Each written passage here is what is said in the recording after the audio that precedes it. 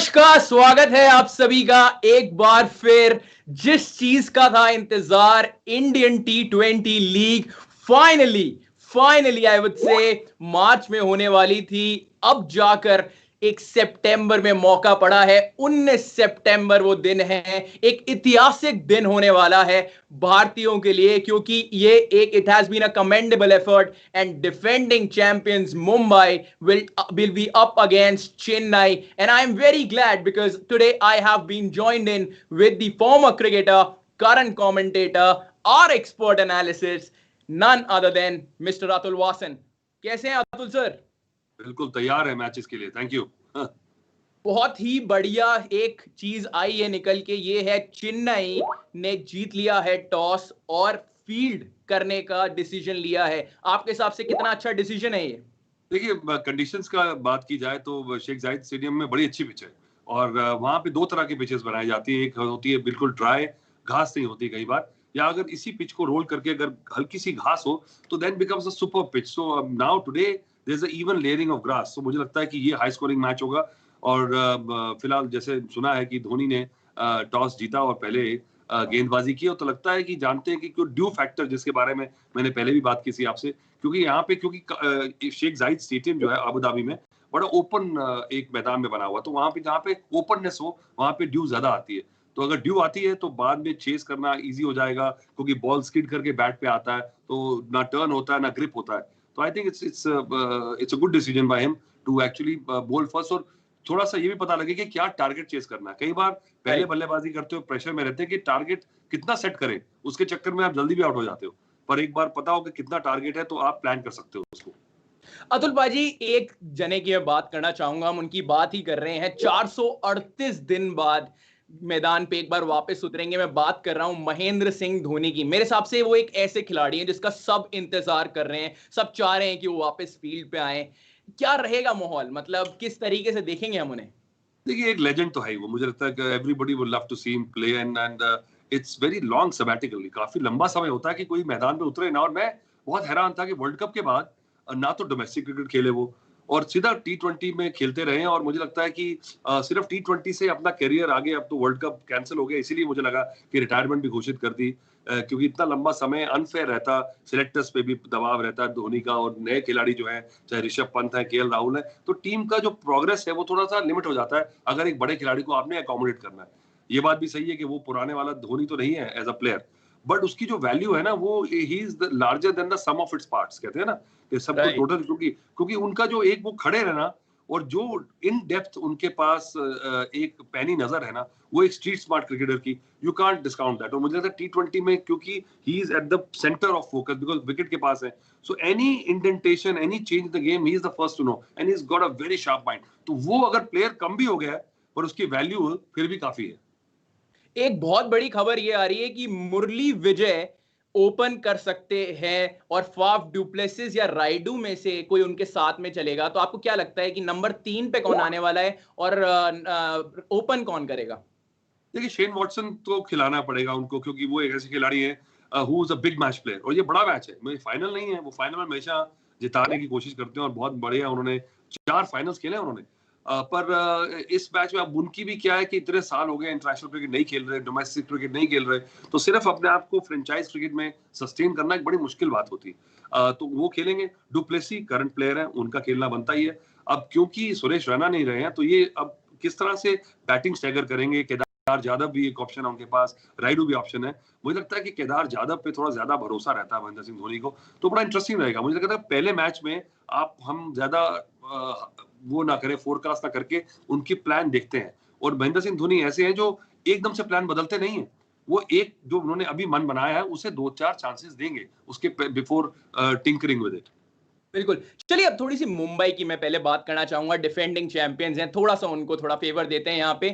किस तरीके की स्टार्ट जरूरी है, क्योंकि दे विल बी कमिंग, ये इनका होम ग्राउंड भी कहा जा रहा है। तो क्विंटन डिकॉक और रोहित शर्मा मुझे लग रहा है ओपन करेंगे। आपको क्या लग रहा है कि किस तरीके की स्टार्ट देना चाहेंगे टीम को, क्योंकि left hand right hand combination है। नंबर 3 और 4 पे हम एक्सपेक्ट कर सकते हैं कि सूर्य कुमार यादव और ईशान किशन जाएं। तो आपको कैसा लग रहा है ये लेफ्ट हैंड राइट हैंड का कॉम्बिनेशन? देखिए, मुझे लगता है कि अभी काफी लंबे हमने मैचेस डिस्कस करने हैं, तो मैं एक बात ऑन द आउटसेट एक बताना चाहता हूँ कि मैं इतना बड़ा फैन नहीं हूँ T20 में बैटिंग ऑर्डर का। बेसिकली क्या है कि 20 ओवर आपने बल्लेबाजी करनी है, तो ये मेक श्योर करना है कि आपके जो इनिशियल ओवर्स हैं आपको अटैक करना है।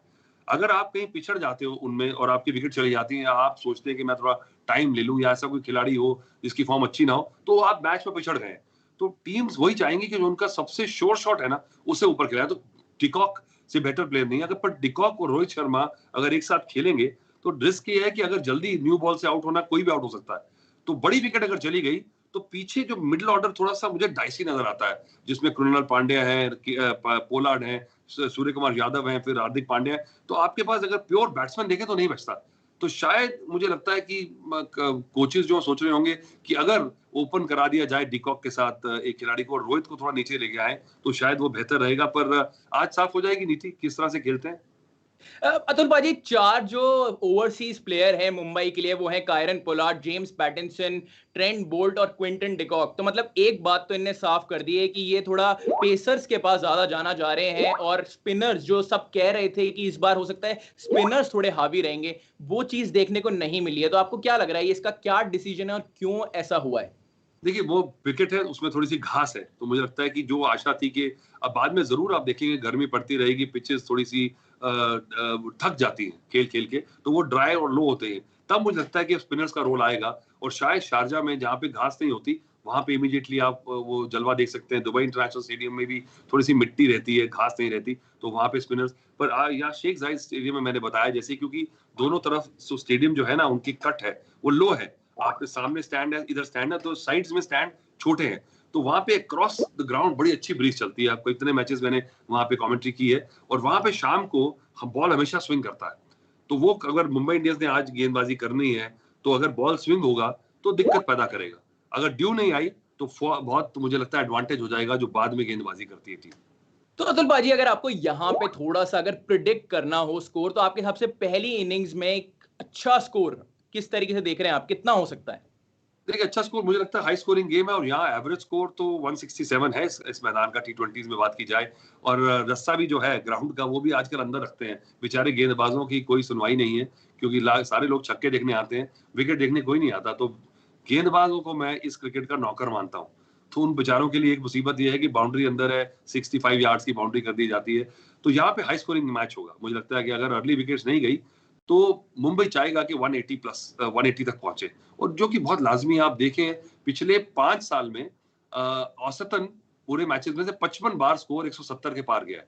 ये मैं इतना बड़ा फैन स्टैटिस्टिक्स का नहीं हूं, पर इतनी एनालिसिस होती है तो आप हो जाते हैं विवश कि आप देखें कि क्या चल रहा है। आप 2014 से पहले अगर आप देखें आप, तो जो रिकॉर्ड था आईपीएल का, उसके अंदर अबाउट 35-38 मैचेस होते थे जो 170 के प्लस होते थे।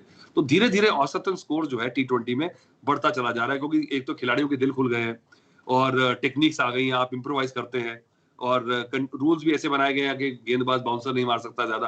तो बैट्समैन की वाह है इस समय, तो वो धीरे धीरे उनका दिल खुला है। आप देखेंगे प्योरेस्ट बैट्समैन भी अगर देखें, तो वो भी ऊपर से शॉट लगाते हैं आजकल, और नीचे नंबर 8-9 तक आपके पास स्लॉगर्स रहते हैं। तो average scores are being pushing. T10 भी शुरू हो गई है, तो every ball you are in the mindset to attack. पहला होता है क्रिकेट में, ओडीआई में, कि पहले बचो, फिर मौका मिले तो रन बनाओ। यहाँ पे उल्टा है, पहले मारने की सोचो, बच गए तो कोई बात नहीं। तो ये है, इसलिए मुझे लगता है कि 180 तो चाहिए आपको to be in a comfortable place. मेरे हिसाब से जितने भी यूजर्स सुन रहे होंगे वो काफी खुश हो गए होंगे ये सुन के, क्योंकि अभी तक बातें ये आ रही थी कि थोड़ा एवरेज स्कोर 140 150 की तरफ हो सकता है, पर आपके शब्द से शायद काफी खुश हो जाएंगे सब। 180 एक काफी अच्छा स्कोर हो सकता है T20 आई में। चलिए थोड़ा आगे चलते हैं अतुल पाजी, मुझे बात करनी है कि इस बार स्पेक्टेटर्स नहीं होंगे स्टेडियम के अंदर, ये कितना बड़ा रोल प्ले करेगा? क्योंकि आज इंटरनेशनल प्लेयर्स को थोड़ी आदत हो गई है कि वो फैंस की आवाज आएगी, फैंस देख रहे होंगे, एक थोड़ा अलग एटमॉस्फेयर बन जाता है। इस बार चीयर लीडर्स भी नहीं है, इस बार कमेंटेटर्स भी सारे नहीं गए हैं, तो एक कितना बड़ा रोल प्ले करेगा? नहीं, मुझे लगता है कि सपोर्ट स्टाफ तो पूरा है। देखिए, कमेंटेटर्स भी पूरे हैं। जो टीवी की जो व्यूअरशिप है वो तो बढ़ जाएगी। आप देखिए, अब जब मैचेस इंडिया में भी होते हैं, तो एक दिन एक मैच में कोई 30-40 हजार लोग मैच देखते हैं। That is a fraction of what how many people are watching IPL. Players की मोटिवेशन, ये बड़ा अच्छा पॉइंट है आपका। मुझे लगता है कि वो पता लग जाएगा, क्योंकि जो कई खिलाड़ी get boost with when you got a home crowd.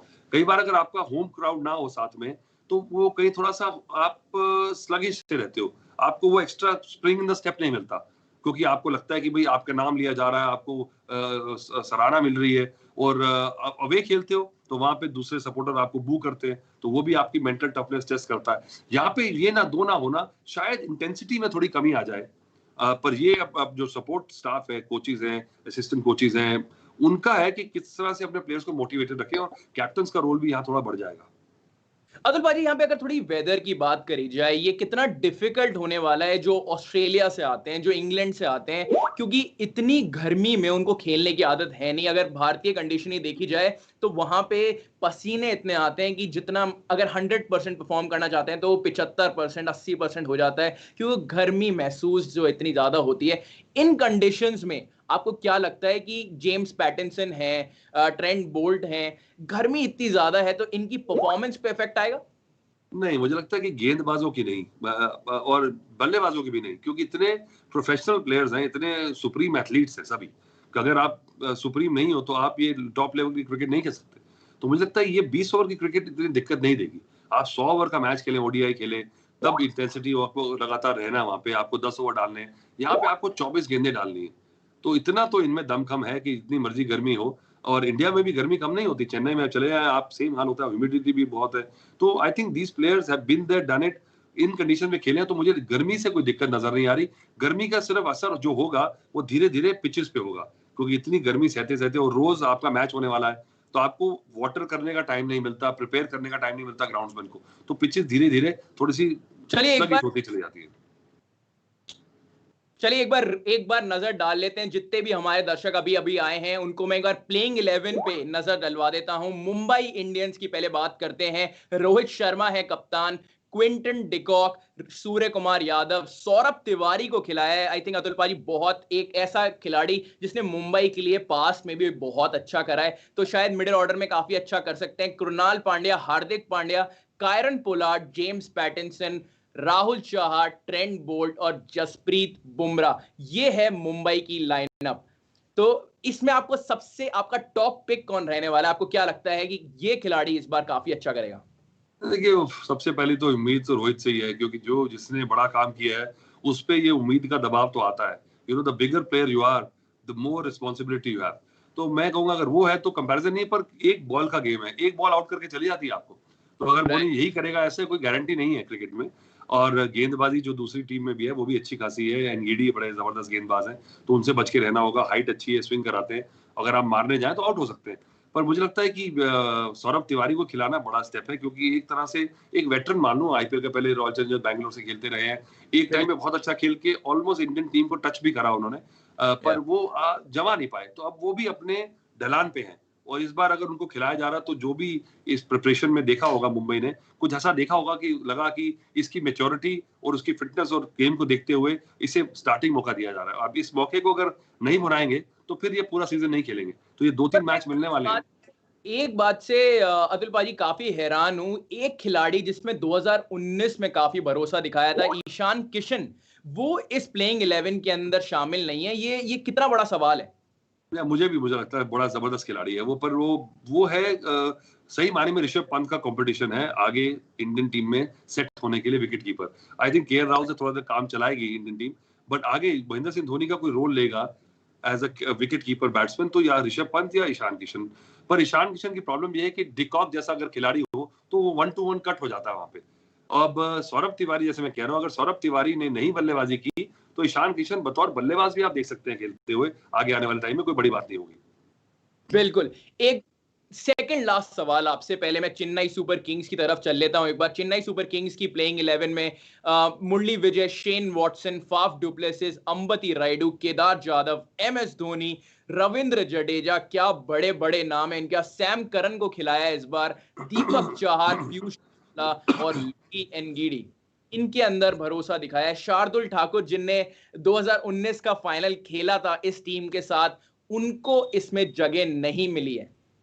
देखिए, दीपक चाहर का क्या है कि वो विकेट टेकर है, तो मुझे लगता है दीपक और शार्दुल का कंपटीशन है, और मैं भी दीपक को पहले खिलाऊंगा, हालांकि वो कोविड के थोड़े वो उसमें थे, बादल लो था उनके ऊपर, अब उठ गया। तो वो खिलाड़ी और इंजर्ड रहा है बेचारा, अभी इंडियन टीम के लिए बहुत बढ़िया खेला था। तो T20 स्पेशलिस्ट है वो, क्योंकि सबसे पहले अगर नया गेंद आपका कोई खिलाड़ी स्विंग करा दे तो वो एक लग्जरी रहती है। शार्दुल ठाकुर के पास थोड़ी स्पेस एक्स्ट्रा है, पर मुझे लगता है वो कई बार आउट ऑफ कंट्रोल चले जाता है। बाकी बची बात, राइडू और केदार जाधव दोनों खेल रहे हैं, तो ये बताइए कि वो एक्सपीरियंस पे ज्यादा बैंक कर रहे हैं धोनी। तो ये एक खतरा भी है इसमें, क्योंकि बीच में जब आपको बिग हिटिंग चाहिए कई बार, तो शायद ये दो खिलाड़ी थोड़े से नहीं वो गियर लगा पाएंगे, तो फिर धोनी पे एक्स्ट्रा प्रेशर आ जाएगा। तो ये थोड़ा सा देखना होगा कि हाउ द ओपनर्स गो। अगर ओपनर नहीं चले तो ये टीम आ जाएगी प्रेशर में। अतुल पाजी, आखिरी सवाल आपसे। एक टीम 4 टाइटल के साथ, दूसरी टीम 3 टाइटल के साथ। जो 3 टाइटल वाली टीम है उसने हर बार प्लेऑफ्स में अपनी जगह बनाने में कामयाब रहे हैं। आज के मैच में आप किसके साथ जाना चाहेंगे और क्यों? देखिए, वैसे तो ये कहते हैं ना, अल क्लासिको है ये, हाँ, इंडियन क्रिकेट का, और बड़ा मजा आएगा, क्योंकि पहला मैच ऐसा ही होना चाहिए कि दो टीमें जो कि हारना बहुत कम है उनके साथ हुआ है।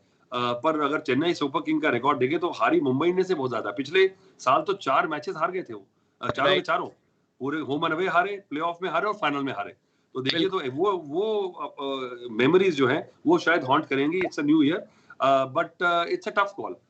स्लाइटली आई वुड से मुंबई इंडियंस की थोड़ी सी नाक आ गई है, पर इसमें कोई बड़ी बात नहीं। एक खिलाड़ी का दिन हो तो 3-4 ओवर में मैच पलट जाता है। तो जैसे हमारे पंजाबी में कहते हैं ना कि जुत्ती जो है ना, फेंक दो या सीधी या उल्टी एक बराबर है। तो अतुल पाजी, ये आपसे इसके साथ में एक चीज और पूछ लेता हूं। 5 मैच खेले थे इनने यूएई के अंदर, पांचों मैच हारी थी मुंबई इंडियंस। पर पांचों मैच, अगर आखिरी 5 मैच की मैं सीएसके एमआई की बात करूं तो सीएसके सारे हारा है। तो कौन सा वाला कॉन्फिडेंस एमआई लेके जाएगा? देखिए, मुझे लगता है ये थोड़ा सा ओवररेटेड है। पुराने रिकॉर्ड्स हम बात कर रहे हैं, ठीक है, मस्ती कर रहे हैं, पर खिलाड़ियों को आपको बता दूं अंदर की बात, ये मायने नहीं रखता। आप देखें ना, रिकॉर्ड मेरा ऐसा था, मैं पहले खेला हूं, सब बराबर है। जब आप नया मैच खेलने आते हैं ना, तो एवरीथिंग इवन। ये बता, अगर खिलाड़ी फिट है तो नोबडी इज थिंकिंग। और मुझे लगता नहीं कि इतने मैचेस खेलते हैं, याद भी रहा होगा। मे बी याद आपको कोचेस गुस्सा दिलाने के लिए याद दिलाते होंगे, देखिए हारे हारे हारे, तो वो आपको ठीक है, उसको मोटिवेशन को यूज करें, पॉजिटिविटी लेके आए। पर it doesn't bother the players in the mind that कि मैं इतने मैचेस हार गया हूं, अब मुझे जीतना है। Because the more desperate you get, फिर आप गलती जरूर करेंगे। तो you have to be confident and relaxed. चलिए, तो ये था हमारा प्रीव्यू। अतुल पाजी को लग रहा है कि 180 के करीब स्कोर बन सकता है और मुंबई इंडियंस के चांसेस थोड़े से ज्यादा हैं। थोड़े सरप्राइजिंग है इस बार प्लेइंग 11 के अंदर सौरभ तिवारी को खिलाया है और इस तरफ जो है मुरली विजय में भरोसा दिखाया है। देखते हैं क्या रहेगा। Thank you so much for joining us for this preview. Thank you so much Atul paaji, आपने टाइम निकाला। मिलते रहेंगे आपसे। Bye. Thank you so much.